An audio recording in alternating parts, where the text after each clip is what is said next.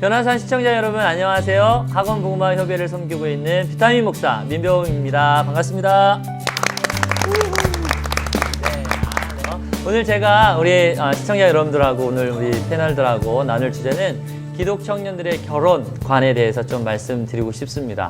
요즘 제 주변에 청년들이 결혼식을 너무 많이 해요. 2월부터 뭐 지난 7월 달까지 결혼을 많이 합니다. 그리고 또 주변에 결혼을 안 하고 솔로로 살고 싶다는 그런 지체를 한번 만났습니다. 그래서 왜 결혼을 안 하고 솔로로 살고 싶냐 그랬더니 지금 하고 있는 일이 너무 재밌다는 거예요. 30대 초반 자매인데. 그래서 밤에는 퇴근 이후에 자기가 공부하고 싶은 음악 공부도 하고, 그리고 개인 사업을 하는 친구라서 조금 여유가 있어서 골프도 배우고, 그래서 자기 삶이 너무 좋대요. 그래서 결혼을 하면 자기의 그런 발전 그런 가능성들이 줄어들거나 아니면 가정에 맞춰야 되거나 남편에 맞춰야 되거나 뭐 이래야 될 것 같아서 너무 싫다는 거죠. 그리고 주변의 친구들 얘기를 들어보니까 결혼하면 무조건 손해다라는 선입견을 이제 갖게 되면서 결혼을 안 했으면 좋겠다. 근데 결혼을 꼭 해야 되는 겁니까? 라는 신방의 그런 대화였습니다.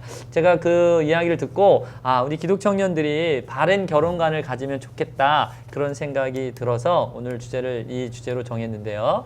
한번 우리 시청자 여러분들 잘 들어보시고 한번 주변에 있는 자녀들급 되는 교회 청년들이나 아니면 실제적인 자녀들하고 얘기해 보신 시간 가지셨으면 좋겠습니다.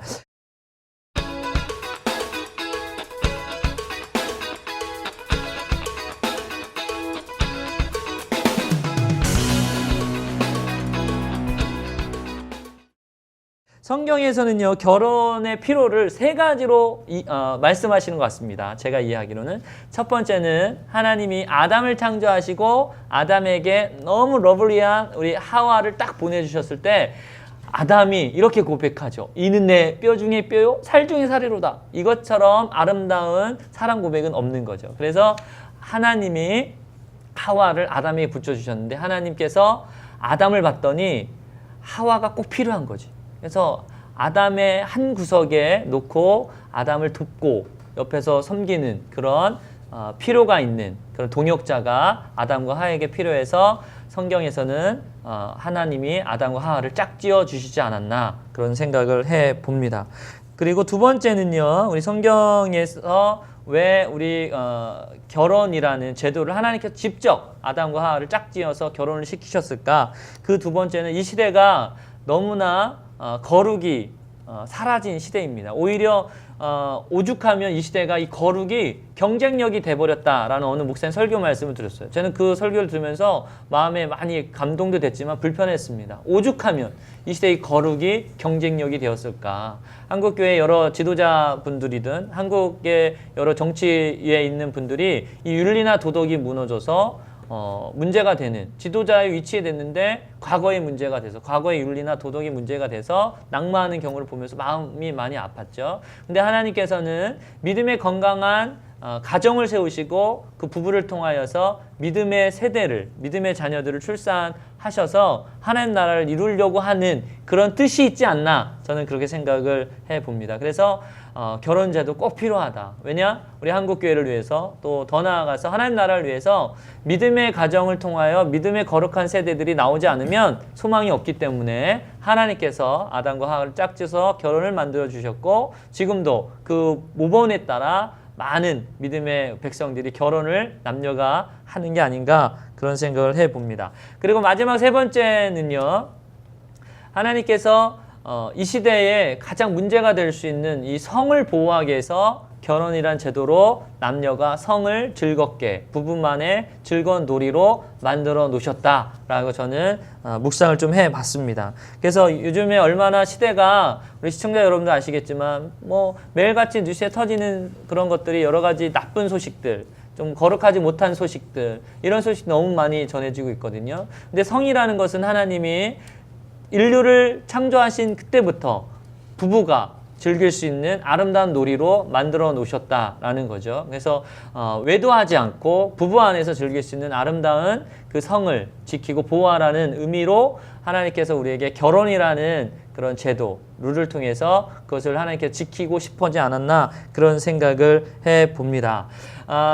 조시 맥도웰이라는 분이 쓰신 책을 제가 읽어본 적이 있는데요. 거기서 사랑이라는 정의를 이렇게 합니다. 세상은 사랑이라는 정의를 어떤 뭐 성적인 것, 섹스라는 것으로 많이 이야기하지만 그 조시 맥도웰은 사랑을 이렇게 정의하더라고요. 사랑이란 서로를 성장시켜주고 서로를 보호해주는 거다. 그래서 저도 이걸 착안해서 말씀을 드리면 하나님께서 가정에서 부부를 세우신 건 그 건강한 그 가정을 만드신 이후에 서로 부부가 성장하고 발전하도록 하기 위해서 하신 거라고 저는 생각합니다.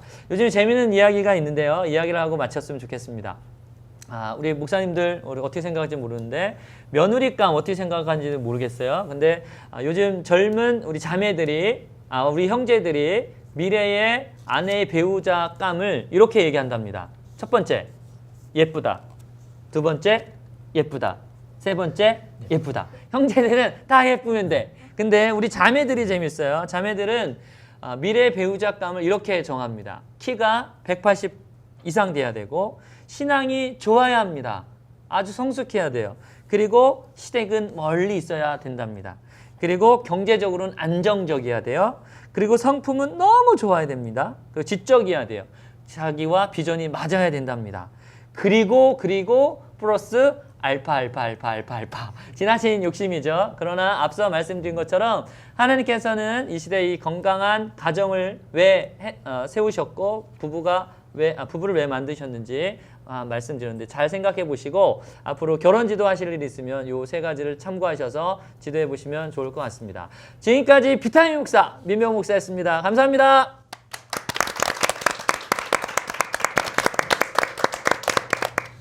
우리가 변해야 화목하게 산다. 오늘 패널로 나오신 우리 목사님들 그리고 게스트 소개하겠습니다. 안녕하세요. 기아대책 직영 운영되고 있는 성주행복한 홈스쿨의 시설장 이선희입니다. 반갑습니다. 비전 성결교회 섬기는 비전 머슴 백광현 목사입니다. 반갑습니다.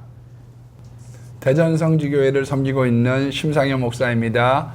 안녕하세요. 비타민 목사 학원 복음화 예배 민병 목사입니다. 반갑습니다. 안녕하세요. 저는 사역을 맡은 마라나타 교회 박근식 목사입니다. 오늘 우리 목사님들의 어떤 토의를 통해서 젊은이들의 결혼관 혹은 부모님들이 며느리와 사위를 맞이할 어떤 그 기준, 좋은 어떤 그 이야기들이 있었으면 좋겠습니다. 여러분들도 같이 생각하시면서 좋은 시간 가졌으면 좋겠습니다. 우리 심상현 목사님, 네. 딸 한 분, 외동딸 있다고 들었어요. 예, 생각만 해도 좋습니다. 네, 뭐 사위를 맞이해야 할 텐데, 네. 뭐 아빠의 생각과 또 따님의 생각이 좀 다르겠는데, 우리 목사님이시면서 아빠로서 이런 사위 들어왔으면 좋겠다.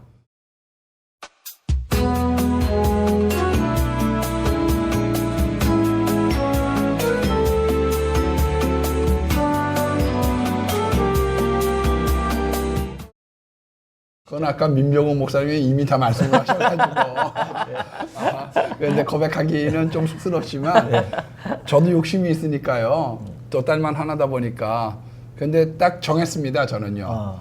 신앙, 성격, 실력, 축복, 건강. 아무리 결혼 잘해도 일찍 죽으면 소용없잖아요. 그래서 그렇게 정하고 대장부 신앙을 가질 수 있는 사람을 줬으면 좋겠습니다. 그렇게 기도하고 있습니다. 그래서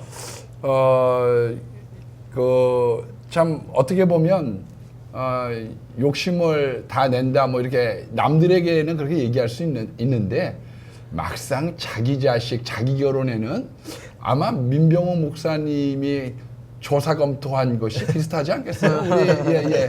그런 마음이 들고요. 우리가 또 그렇게 기도하고 또 찾다 보면 하나님께서 때가 되면 눈에 콩꽃볼을 씌워주사 다 적당하게 이렇게 만나게 하시고 또 그런 가운데 때로는 싸우기도 하고 또 서로를 이렇게 세워줘 가면서 아름다운 결혼 생활을 하게 되리라 그렇게 생각을 합니다. 그렇습니다. 이 조건 따라 결혼하는 거 얼마나 가겠습니까? 또 뭐 예뻐서 결혼했다. 조금 지나면 다 똑같다고 하대요. 또 고치기도 하고 그러면 뭐 비등비등하다고 하대요. 고친 게 더 나을 수도 있고. 뭐 미모가 어떤 결혼의 조건은 아닐 것 같고요. 정말 때가 되면 콩깍불이 쓰여져 가지고 정말 서로가 감정이 오가고 하면서 서로 어려움도 겪어가고 또 싸우기도 하고 그러면서 정도 들고 뭐 그런 게 가정이 아닌가 싶은데요. 우리 백 목사님 아들 지금 신학하고 있는데 네. 어떻게 보면 산모를 또 이렇게 며느리로 맞아야 되는데 어떤 기준을 가지고 계십니까? 저는 요즘 세대치고 자식이 셋이니까 다복한 편이죠. 아, 네. 맨 위에 녀석이 딸인데 요즘 제가 그럽니다. 소연아 제발 결혼해서 애기 하나 낳아주면 아빠가 업어서 길러줄게. 제발 좀 그러는데 이 친구가 결혼할 생각이 전혀 없는 거예요. 우리 나이로 28인데 그래서 왜 그럴까 하고 분석을 해봤더니 이 사람이 청소년기를 미국에서 보냈는데요. 네. 한국 가정에 대해서 아주 안 좋은 정보를 많이 가지고 있습니다. 한국 남자는 거의 모든 사람이 바람을 피운다. 또 시댁에 가는데 무슨 혼수를 뭘 해왔느니 안 해왔느니 가지고 싸운다. 그다음에 뭐 한국 남자가 너무 권위적이다. 이런 것에 대한 아주 못된 정보들을 너무 많이 가졌습니다. 그래서 자기는 미국에 가서 살겠노라고, 미국에서 신랑감 만나겠노라고 그런 소리를 해요. 그래서 제가 그랬습니다. 미국 사람 겉으로는 굉장히 친절한 것 같아도 한국 남자만 못하다. 한국 남자는 이제 한 가정을 이루고 한 몸이 되면 네 거 내 거가 없어 다 준다. 근데 미국 사람 굉장히 친절한 것 같아도 죽을 때까지 네 거 내 거 따진단다. 그런 얘기를 한 적이 있는데 저는 결혼에 대해서는 뭐 어떤 며느리상이다, 어떤 사위상이다. 저는 그런 소망 없습니다. 네. 왜냐하면 제가 살 것이 아니고 그 사람들이 살 것이니까. 네. 중요한 것은 하나님이 만나게 하는 사람 만났으면은 참 좋겠는데요. 너무 나이 들지 말고 너무 이렇게 재고 이런 사람 저런 사람 고르는 거 중요하지만은 정말 믿음으로 사랑할 때, 젊었을 때, 한 살이라도 어렸을 때 결혼을 해서 정말 우리가 지금 계속 나오는 얘기처럼 서로를 알아가면서 다투기도 하고 또 풀어지기도 하고 이러면서 배워야 되는데, 연애할 때 좋은 거 서로 다 맛보고 오래 연애한 다음에 결혼하고 나서는 탁 풀어져서 안 좋은 것만 서로 보여주다가 서로 갈등 겪는 경우를 많이 봤거든요. 그래서 우리 자녀들, 저는 지금 아들 둘 뭐 이제 대학생, 고등학생 그런데요. 빨리 가라. 25 전에 사랑할 때 그렇게 시작했으면 좋겠다. 도전하고 있습니다. 그거 진짜로 매력이라는 게 사람 잡는 거거든요. 예. 칼주름을 탁 남자가 해갖고 와서 그게 매력일 때 결혼을 하면 그걸 내가 다뤄야 된다는 거를 결혼하고야 깨닫는 겁니다. 그러니까 예, 우리가 좀 이렇게 열린 마음을 가지고 멀리 볼 수 있는 마음. 아까 목사님 말씀해주신 콩깍지가요. 빨리 씌워지면 좋겠습니다. 네. 우리 그 여성 우리 패널 오셨는데 들으시면서 이게 뭐 결혼 조건 기준 그것보다도 정말 그 이른 시간이라도 로맨스적이었던 필이 왔을 때 빨리 결혼시켰으면 좋겠다 뭐 이런 말씀도 해주셨는데 뭐 그 자녀들의 결혼관 어떻습니까? 저는 딸 하나 있습니다. 네. 아직 이제 대학생이기 때문에 본인이 이제 앞으로 결혼관을 갖고 나름대로 있겠지만 가까이 어떤 청년 하나가 조금 몇 년 전에는 기도 제목을 아주 구체적으로 해서 중보 기도를 내놓은 적이 있었어요. 근데 그 친구의 기도 제목은 정말 모든 걸 다 본인이 원하는 대로 하다못해 고소영의 점까지도 박힌 이런 미모의 여인을 기도 제목으로 두었지만 시간이 지나면서 그런 기도 제목이 서서히 바뀌면서 지금은 여자라도 좋다 이러면서 바뀌는 과정을 보게 되었는데 저희 딸 아이에 대한 배우자를 나름대로 엄마로서 기대하는 바가 있다면 믿음은 기본이지만 그래도 평생을 같이 할 수 있는 배우자라면 대화, 소통이 잘 이루어지는 배우자를 만났으면 좋겠다 하고 아이에게도 그걸 갖고 계속 기도하라고 권면하고 있고 저 역시도 그 부분을 갖고 기도하고 있습니다. 그리고 또 세상적인 조건은 또 세월에 따라서 변할 수도 있는 거기 때문에 이 소통은 계속 서로 대화를 해도 계속 서로 끝까지 대화하고 싶고 내 마음을 알아줄 수 있고 내가 뭐든지 말을 해도 들어줄 수 있는 이런 배우자가 친구 같은 배우자가 내 옆에 있다라면 참 행복한 가정 생활이 되지 않을까 싶습니다. 네, 아주 그 현명하고 어머니로서 지혜가 있는 그 정말 자녀의 그 결혼관을 우리에게 말씀해 주신 것 같습니다. 여자분들이 대부분 비슷한 것 같아요. 네. 저희 어머니도 저한테 앞으로 결혼을 하면 대화가 되는 여자를 만나라 그렇게 얘기를 했었거든요. 예, 그거를 기도의 제목으로 두셨던 걸 보면 여자분들은 아마 이게 남편이 친구처럼 갔기 때문에 그런 것을 생각하는 것 같습니다. 근데 목사님 기준은 예쁘다 하신 것 같은데 사모님 너무 아름다우셔서 저도 그 기도는 그렇게 했어요. 왜냐하면 저는 총각 때 못생겼다는 얘기를 많이 들었어요. 더더군다나 머리가 일찍 벗겨졌습니다. 저는 27살 때 95번 버스를 타는데 자리를 거기서 네, 충격을 받았죠. 그래서 이제 우리 친구들이 너 앞으로 결혼 어떻게 할 거냐 막 이런 이야기들을 많이 했기 때문에 제 눈에 하나님께 기도는 그렇게 기도드렸습니다. 하나님, 저는 솔직하게 기도하거든요. 그래서 우리 아내 될 사람도 못생겼으면 그 밥에 그 나물이라고 얘기하는 건 듣기 싫어요.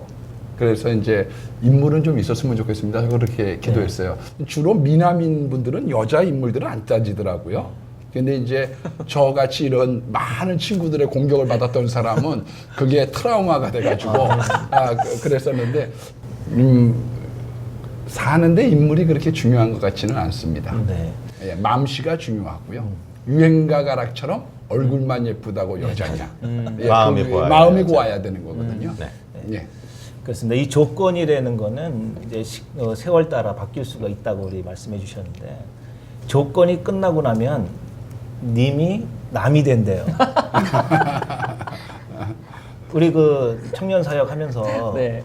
님이 남이 되는 사람 많이 봤을 것 같아요. 그럼요. 요즘 예. 그럼 그 청년들이 왜 그렇게 되는지 그걸 보면은 우리가 결혼에 대해서 좀 깊이 청년들이나 부모님들이 생각할 것 같은데 한번 말씀해 주시죠. 그 청년들의 어떤 데이트의 어떤 그런 패턴이 쇼핑형 데이트를 하는 거죠. 예를 들어 너무 마음에 드는 거예요. 이렇게 환한 미소와 이런 거 너무 마음에 들어서 나 너 좋아. 그러면 난 싫은데. 이러면 안 돼요. 이러면 안 되고 나 너 좋아. 다시 하겠습니다. 나 너 좋아. 그러면 나도 좋아. 좋아. 그러면 이렇게 사귀는 거예요. 근데 좀 지나다가 쇼핑하듯이 저 옷이 예쁘면 또 그거 입어보고 싶은 것처럼 나 이거 좋아. 나 너 좋아. 그러면 거기도 좋으면 사귀는 이런 어떤 쇼핑형의 데이트를 하니까 이게 문제가 되는 거죠. 그러니까 서로에 대한 진지한 어떤 이 사람이 나랑 대화가 되는지 뭐가 되는지 그걸 알아볼 일도 없이 그냥 외모로 어떤 게 느껴진 느낌으로 그냥 삘이 오면 쉽게 그렇게 연애를 하다 보니까 우리 청년들이 진지한 어떤 대화를 못하고 그냥 자기의 느낌대로 하는 거죠. 그리고 자기들이 좋으면 다른 사람의 어떤 조언을 들으면 좋은데 안 들으려고 해요. 그래서 저는 아까 뭐 지난주에도 뭐 그런 강의했지만 멘토가 그래서 필요한 것 같아요. 멘토가 어른들이 부모 세대들이 근데 가만히 보면요 요즘에 그 부모님들도 부모님이 주장이 너무 세서 어느 날부터 자기 부모님들 갖고 있는 이상형을 말씀하셔. 그 어떤 그 대상을 꼭 받는 것처럼 그냥 그렇게 하다 보니까 자녀들이 건강한 어떤 기독교적 가치의 어떤 이상형을 배우자를 못 보는 건 아닌가 저는 그런 생각이 들어요. 그래서 저는 데이트 코치를 많이 하는데요. 젊은 청년들 만나면 거의 비밀리 합니다. 왜냐하면 쇼핑형이기 때문에 나 너 좋아했다가 쟤 좋아. 그러면 이건 공동체에서 복잡해지거든요. 그래서 절대 너희들이 성숙해서 어느 정도 되기까지는 절대 오픈하지 마라. 대신 지도 목사님이나 담당하시는 분들하고 얘기를 해서 그런 부분을 좀 보호해주고 그렇게 지도하는 편입니다. 네, 이제 결혼관 우리 그 젊은 세대들이 이제 결혼관을 잘 세워서 행복한 가정을 이루고 행복하게 이제 자녀들 낳고 행복한 가정을 이뤄가야 되는데 사실 결혼이라는 것은 당사자만의 문제는 아니잖아요. 자 그러면 그 가족 간의 문제고 또 그런 문제가 있을 텐데 이 젊은 사람들이 이것까지 좀 생각했으면 좋을 것 같은데 우리 목사님 생각 어떠세요? 네, 저는 저희 세 자녀에게 거의 세뇌를 시킵니다. 아빠는 너희들의 선택을 무조건 존중하고 네. 무조건 따라줄 거야. 그리고 뒤에서 엄청 기도합니다. 하나님, 우리 자녀들이 정말 하나님이 보내시는 사람을 분별할 수 있는 분별력을 주시는데 제 소원은 그 부모님이 기도하는 부모님이었으면 좋겠습니다. 왜냐하면 자녀는 꼭 부모답게 돼 있거든요. 네, 그래서 그런 마음을 가지고 하나 해드리고 싶은 말씀은 어제 어느 분으로부터 들은 말씀이에요. 세 개의 중요한 만남이 우리 인생 가운데 있는데 부모님과의 만남은 내가 결정할 수 없는 거래요. 부부 관계는 자기가 결정하는 거죠. 그런데 이 결정이 아주 잘못될 수가 있단 말씀이에요. 그래서 필요한 것이 예수님과의 만남이랍니다. 이 나와 나의 배우자가 될 사람이 예수님 안에만 있다면 우리가 설사 잘못된 만남이었다 할지라도 그것은 주님의 안 보이는 계획 가운데 있었고 주님은 그 상처난 가정을 반드시 싸매어 주실 수 있으니까 무엇보다 먼저는 신앙 안에서 만나는 것, 예수님 만난 사람끼리 만나는 것, 네. 이것이 제일 중요하다고 그렇게 생각합니다. 이 아침에 그 부모님들 시청하시면서 정말 우리 자녀들을 어떻게 좋은 가정을 이룰 수 있는 결혼을 시킬 수 있을까 굉장히 그 도움이 되셨으리라고 생각이 되는데요. 짧은 시간이지만 이제 한마디씩 결혼은 이렇게 시켰으면 좋겠다. 뭐 단문으로 네. 이렇게 정의해서 이쪽부터 이렇게 해주셨으면 좋을 것 같으네요.